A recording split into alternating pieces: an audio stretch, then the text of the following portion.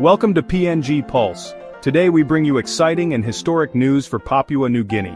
On March 31, 2025, Pope Francis officially approved the canonization of Peter Torot, making him PNG's first local saint. This momentous event is a recognition of PNG's unique cultural identity and Christian heritage, with Peter Torot's legacy resonating deeply in the hearts of the nation's people. His courage during the Japanese occupation, especially his opposition to polygamy and his commitment to his faith, continues to inspire generations. The process to canonize Torot included verifying his remains and documenting miracles attributed to him, highlighting the role of PNG's oral traditions in preserving his story. Now, to dive deeper into the significance of this canonization, we have an exclusive interview with Archbishop Rochus Tatamai, who will share more on the impact and future steps. Pope Francis has approved the canonization of wartime preacher Peter Torot to become Papua New Guinea's first saint. Peter Torot led a Catholic mission during the Japanese occupation of PNG during World War II. To tell us more about this historic news, I'm joined by Rochus Tatamai, Archbishop of Rabaul in PNG, and he joins me now. Archbishop Rochus Tatamai, welcome to the program. Good evening, and thank you for having me on. Now, how big is this news for PNG to soon have its very own saint, and what's been the reaction in Papua New Guinea? I think it's the biggest news that we can have ever, given the this uniqueness of the fact that Peter Torot is the first Melanesian to be raised to this level in the Catholic Church, and that he is a layman, not a missionary. And he was also just a second-generation Catholic. Yes, and is it just members of PNG's Catholic community, the Catholic Church, who are celebrating? I'm imagining that this is big news for the entire country, but also the region in the Pacific. It is a big news for the rest of the country. If you may hear, recently, I think just last week, the Parliament had an amendment on declaring Papua New Guinea a Christian country. And also, this is almost at the eve of our 50th independence anniversary. And this news is coming through, is breaking news. But importantly, it's a recognition of the fact that Pope Francis just visited the country months ago, and this all happened very, very quickly. Archbishop, what can you tell us about the life of Peter Torot, and why is he such a revered figure in PNG? I think the one big fact is that the simplicity of his life. He was totally unknown during the Second World War. That when the Japanese came to Rabaul in 1942, the first thing they did was to get all the missionaries into internment, and gradually from Unapope, the mission station, further back into the jungle, the Romale, which is the concentration camp. And the parish priest, Father Kalaufa, when he left the parish, called him as the catechist. He was the helper in the parish, and just entrusted him the whole responsibility to take care of his people.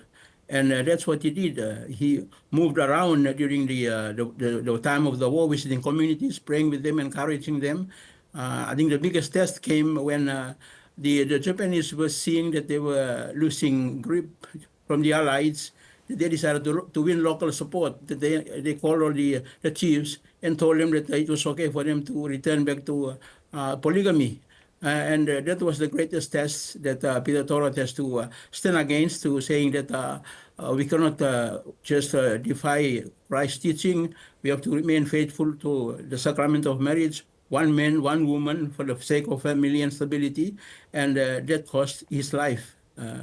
So I think Pope Francis has mentioned this from the start, that this is the kind of saint we need today to strengthen and to inspire families today. Yes, and then can you describe to us as well the process by which he is being canonized? Because this is something that you've been involved with in terms of the work that you're doing. Yes, the whole process, first they have to exhume the bones from the cemetery to examine that it was truly him. And what they found was his catechist cross. That was the confirmation that that was him. And eventually that was for the preparation of the beatification back in 1995. And the process has been that we've been waiting for a miracle to take place. And given our situation in Papua New Guinea, we tell many stories about miracles happening. It's very hard for us to document them. And that is one of the tributes that we have to register with the Vatican, that our people are very good in living tradition rather than writing stories. And that was one of the considerations that you have to give to us, that we are a strongly oral tradition. And from the oral traditions and stories that are passed down, what were or was the miracle that was performed by Peter Torot? In this particular case, we have to collect all the stories. There were so many because of the popular piety that happened amongst the people. We have to collect all these stories, document them all, and we have to present this to the Vatican as credible stories of people in their personal lives that they obtain graces and favors through their prayers, through the intercession of Blessed Peter Torot. So this has to be examined by the Vatican, and I think that was the meeting that they just had. That's why Pope Francis, in his visit to us, was actually maybe impressed with the simplicity of this life, that it was a witness that is necessary for our time today. Yes, and so when will he officially become a saint? We are waiting on that now. I think the pathway now that Pope Francis has made the declaration, there's three of them that are now ready for the canonization, and as a sign of the decree that officially accepting them.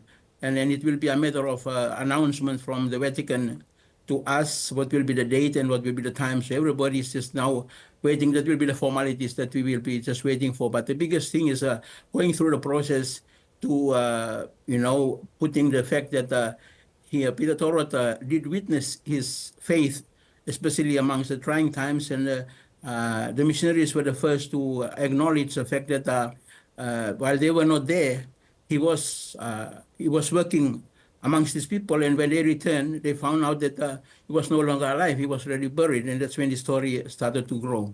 Yes, and are you privy to at least one of these stories to sort of that advanced his beatification back in 1995? The biggest story, I think, the fact that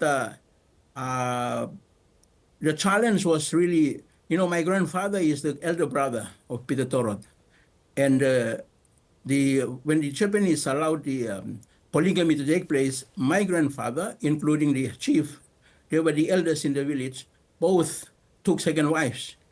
And Peter Torot has to challenge both of them, even though the culture would say that he was a younger man and he should respect his seniors. But he actually challenged both of them. So actually, with this instance, he went against the culture. That he challenged them because he said that we have to obey Christ and not just follow the Japanese. And the story at locally is that my grandfather and the chief were part of the plot against him. So they actually sided with the Japanese, but eventually my grandfather was apologetic, sympathetic, and joined him at the end. That they both went to prison, but didn't change the fact that the local people keep telling me that you have to tell your grandfather to apologize, that he himself betrayed his brother. And that was the greatest case when when Christianity and the martyrs have to come, you have to stand alone and be convinced about what you hold as your firm faith in Jesus Christ and his values. Yes, and how big a priority was this for Pope Francis, because he visited Papua New Guinea last year, but this announcement came so shortly after the Pope was released from hospital and is still recovering from double pneumonia? Actually, when we were doing the process itself, when he visited Papua New Guinea, people may recall that he went to Wanimo. And in Wanimo, these are the missionaries from Argentina. They are working. And one of the missionaries, he was the one actually working with the process, the cause for Peter Torot, for the canonization. And when they met, Pope Francis did say to him that he really want to canonize Peter Torot because of the example and the role model that is necessary for the Christian inspiration for our people today.